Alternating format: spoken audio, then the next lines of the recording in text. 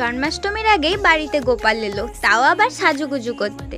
গোপুসোনার জন্মদিন বলে কথা, আর সাজুগুজু করবে না তাই আবার হয়? এটা ছিল একটা দিদির বাড়ির গোপাল। গোপালের অঙ্গরাগ করা হয়নি, তাই দিদি দিয়ে গেছিল আমাদের বাড়িতে অঙ্গরাগ করানোর জন্যে।